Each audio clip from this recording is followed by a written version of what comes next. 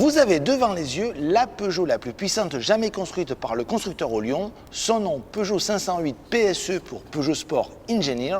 Et comme elle est hybride rechargeable, elle a bien évidemment sa place lors du second salon Caradisiac qui se déroule sous le chapiteau du cirque Micheletti et qui est consacré aux véhicules hybrides et électriques. Et je me tourne tout de suite vers Pierre Desjardins, notre expert technique, qui va nous révéler les origines de la bête.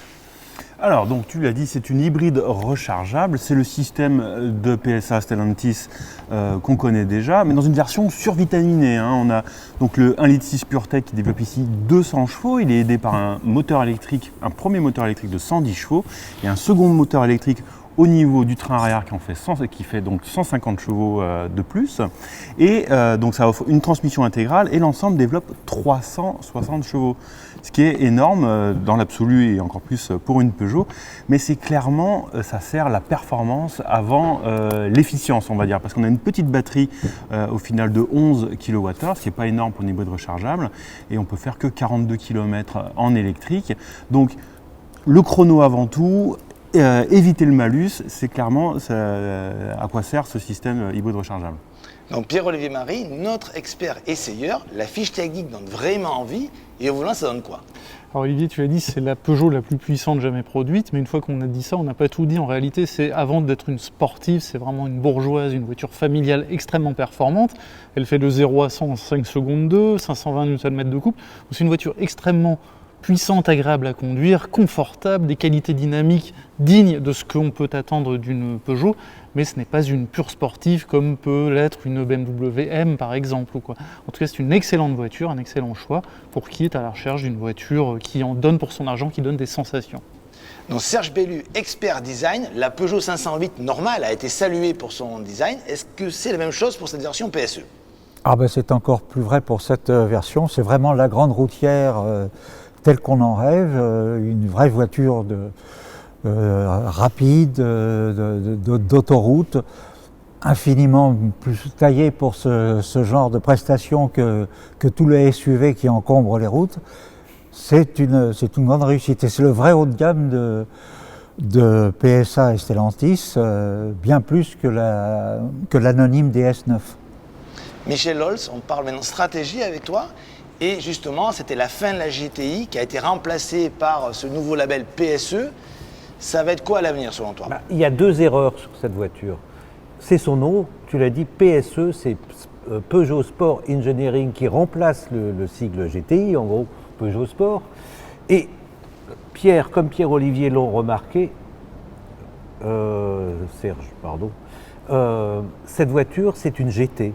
C'est une bourgeoise, Pierre-Olivier l'a dit, c'est une grande routière, Serge l'a précisé, mais ce n'est pas une sportive. Or, dès le lancement, il y a ce nom PSE, il y a aussi le lancement qui s'est fait pour la presse au circuit du Mans, ce qui a trompé tout le monde. Et tout le monde s'est dit, hop, on essaye une sportive. Du coup, mauvais papier, mauvaise presse, presse mitigée, et mauvaise réception du public de cette voiture.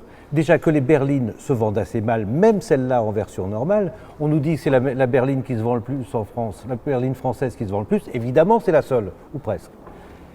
Donc, on a un mauvais départ de cette 508 PSE parce qu'elle a été mal jugée. Florent Ferrière, expert prix et budget. Hybride rechargeable, sportif, on s'attend à une facture salée. C'est la Peugeot la plus puissante, c'est aussi la plus chère parce que la facture est très salée, 67 100 €. Alors ça fait réfléchir parce qu'à ce prix, on a une BMW série 3 M340i avec le 6 cylindres de 374 chevaux.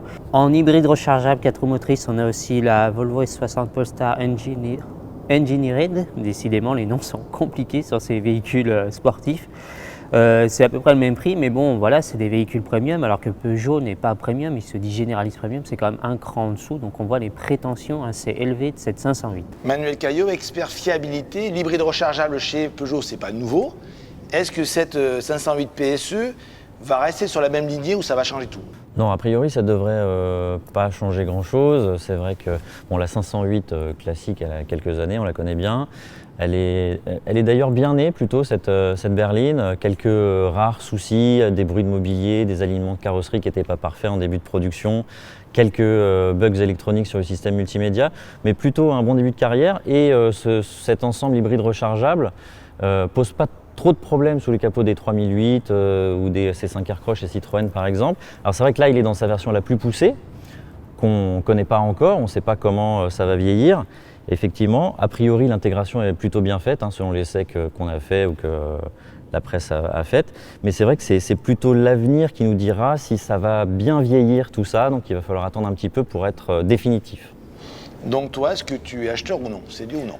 Alors moi j'adore la 508, je la prends avec ce niveau de puissance, mais en fait je la préférerais en version classique au niveau look. Florent? Moi, j'ai pas besoin d'autant de puissance, mais j'aime bien la 508 et encore plus en version black. Michel? Moi, je l'achète si on la rebaptise GT. Ah, mais c'est déjà pris par une finition, tant pis. Serge? Moi, je la prends pour sauvegarder l'espèce des berlines en voie de disparition. Pierre-Olivier? Écoute, en break, je me laisserai bien tenter. Pierre? À budget équivalent, je préfère aller chercher du côté de BMW. Et pour ma part, je ne suis pas séduit, je préfère acheter une berline allemande.